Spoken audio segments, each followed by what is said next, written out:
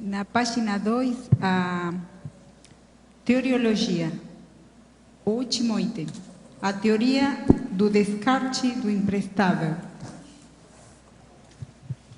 A teoria, essa é até uma teoria que tem alguns outros verbetes também, que é a condição da pessoa, se ela identificou que algo não presta, não tem que manter aquilo.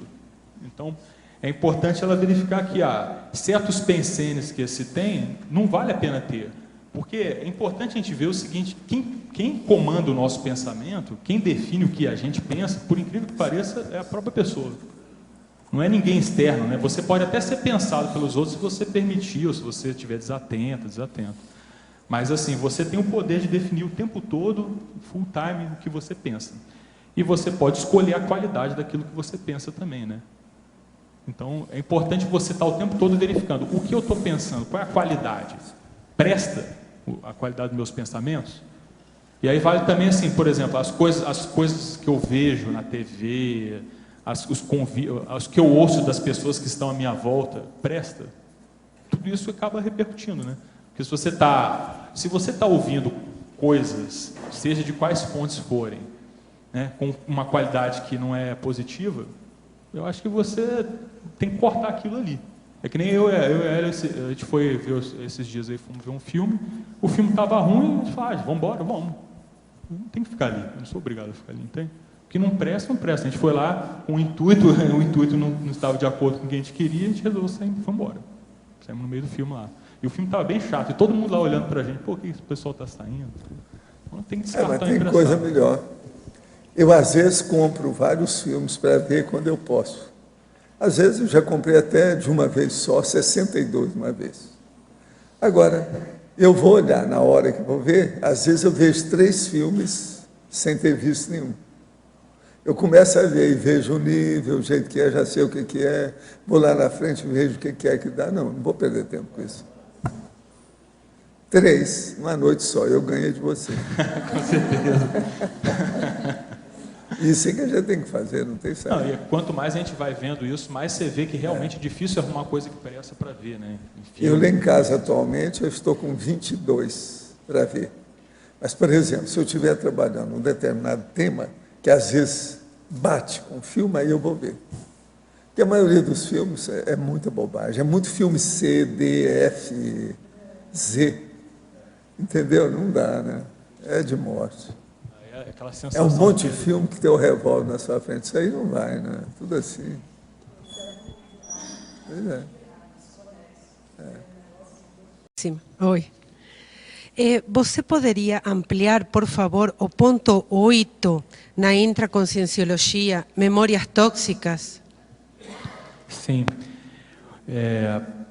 O que a gente está colocando aqui na taxologia é que existem vários gatilhos que podem desencadear esse fluxo pensênico patológico, que a gente chama de autoassédio. E, às vezes, as memórias que as pessoas têm, elas podem ser isso. Então, por exemplo, tem até um verbete, né, que é chamado o item 11 aqui da remissiologia, que é lixo mnemônico. Pois é. Então, é justamente isso. A pessoa... Eu faço uma força danada para ter uma cabeça só para não carregar chapéu. Eu não tenho a cabeça só para carregar chapéu. Tem que pensar. Como é que fica? Aí entra a memória. E assim, às vezes a pessoa pode ter na memória dela, vamos dizer assim, pode ter nas experiências dela coisas que não são positivas, né, que não vale a pena ela lembrar. Então tem coisas que a pessoa tem que deixar ali, não deixar aquela memória vir, e aquela memória às vezes vai tirar ela da linha. Ela tem que saber jogar com a própria memória, né?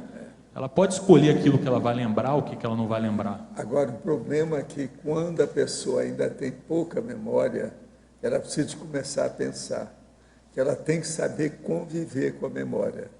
Porque com o tempo, ela fica com a memória elefantina. Essa memória não esquece nada. Às vezes a pessoa quer esquecer e não pode.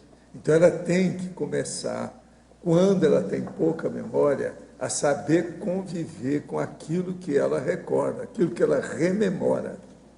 Para quando ela tiver a memória maior, entende?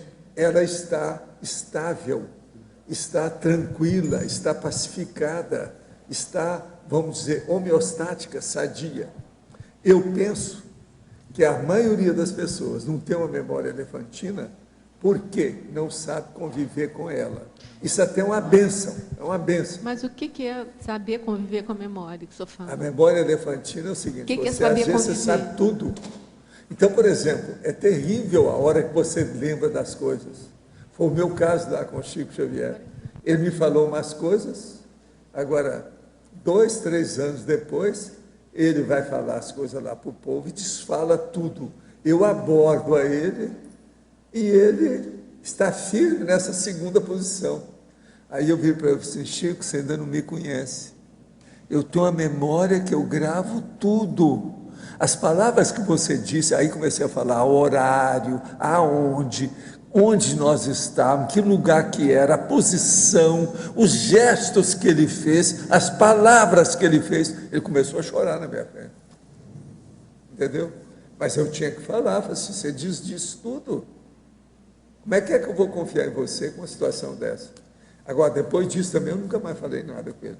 Assim, de advertência, não falei mais, porque deu uma crise de choro.